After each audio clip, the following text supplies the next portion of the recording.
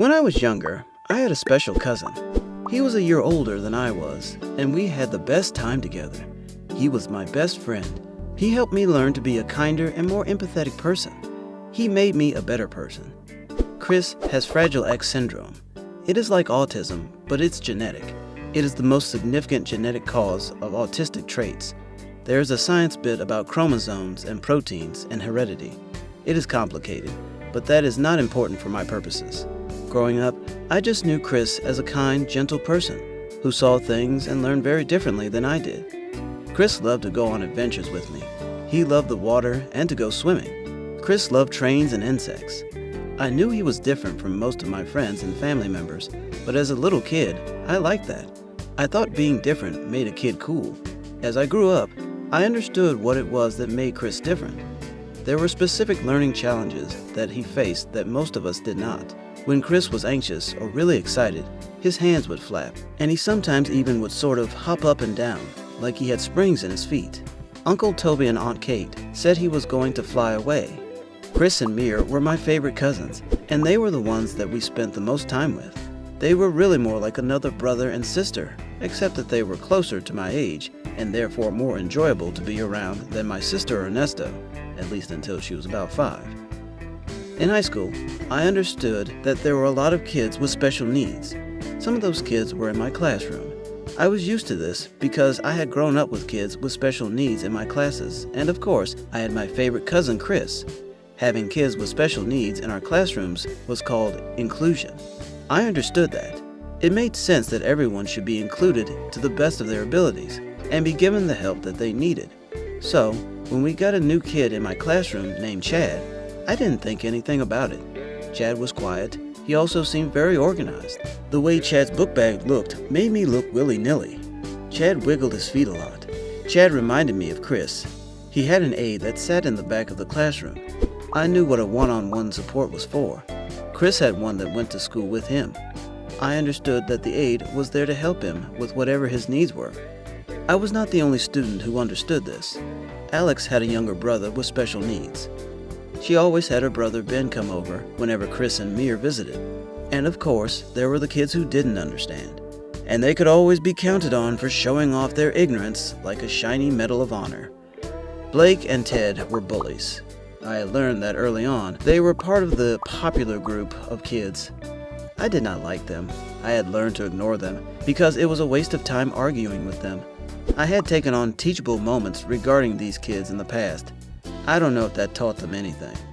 I knew that Chad would be on their radar when I heard this girl Brittany complaining to her friends Laura and Chelsea. "Great," Brittany sort of whispered to her friends. "We are going to be the tarred homeroom now." I didn't like that. It bothered me. I took it personally because of my favorite cousin, Chris.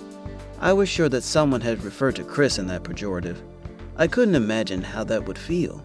I could tell that Alex felt the same way. Her brother had many learning challenges. I noticed her scowl as she checked on her homework for our next class. Brittany and her girls giggled about something. Alex put her pencil down and asked Chad if he would like to sit with us in our classes. Chad accepted. Chad had a slight stutter and repeated certain words. Chris did a lot of repeating as well. In science, Chad seemed to already know what we were learning. Same with math class. In biology, Chad had every answer again. I liked Chad. I admired Chad. In spite of his challenges, he knew a lot. He also ignored everything that Brittany or one of her friends giggled when he answered a question. I admired him for that as well. In the hallway, I saw Brittany talking with Ted and Blake. Crap, here it comes.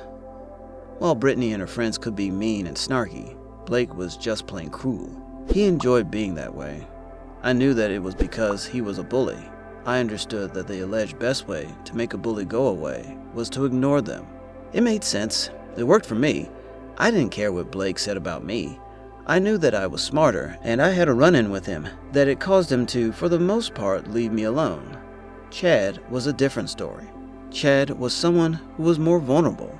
And being a bully, Blake targeted vulnerable kids like a heat-seeking missile. "It's the tard class." Blake laughed as we walked by. "If I just ignore it, it'll go away," Chad said quietly to himself. "Did you just call me it?" Blake was making his way over to us. Chad didn't say anything. We just kept walking. Alex walked with him. "Hey, I'm talking to you." Blake continued his harassment. "Are you deaf as well as a retard?" Blake pronounced it retard. I hated that word. I couldn't stand hearing someone use it, especially in a deliberately hurtful way. Chad kept walking, looking at the ground and quietly repeating his mantra. "I don't like being ignored," Blake persisted. "Especially by a tard." Chad held on tightly to his books. "Cut it out, Blake," Alex roared. "Aw, Alex has a new tard boyfriend," Blake continued. "He must remind Alex of his retard brother." I couldn't take it anymore. "Blake, do you even know what retard means?" I was mad. I had almost gotten into a fight with Blake and had gotten the better of him with minimal violence. I had demonstrated that I was more skilled than he was, thanks to classes whose purpose was to teach me focus and discipline. "That?" Blake pointed at Chad, who was looking at the ground, frozen where he was.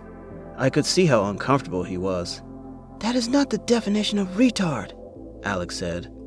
She put her arm around Chad. "Retard is a verb. To retard is to make slow, delay the development or progress of, or to impede or hinder." Chad mumbled. I positioned myself in between Blake and Chad and Alex. "Chad just gave us the definition," I said, "and he isn't doing any of those things. You are. You are hindering Chad and Alex and me. You are the definition of retard, and you need to stop." "Whatever," Blake said and walked off, accompanied by his friends. This was his go-to response for situations that he was at a disadvantage. Blake was not just a bully. He was like all bullies, a coward. "You didn't have to do that," Chad said. "I am used to people like him." "You shouldn't be," I said. "Nobody should be used to people who treat others like that," Alex said. It is true. Nobody should be used to being treated like that. Nobody should be used to people who treat others like that. I knew that then, and I know it now. That wasn't the lesson that I learned from Chad and that day. What I did learn was that while Blake and people like him are cowards, Chad was not. Chad was truly brave and courageous. Not because of his challenges, though I am sure that contributed to his character. Chad was brave because he knew that he would encounter people like Blake, people who were cruel and would make fun of him for no reason other than to be cruel. And yet, Chad still went to school and lived in a community that he would have to face such people, and he did so with grace and kindness. People like Chad and my cousin Chris and Alex's brother are truly brave, and they set an example for all of us to be better people. Hey, thank you for watching. Please click on the right to subscribe if you liked the video. And please don't forget to click on the bell icon when you subscribe so that you can be notified when we upload a new video. Watch more videos on the left, including our playlist. Thank you.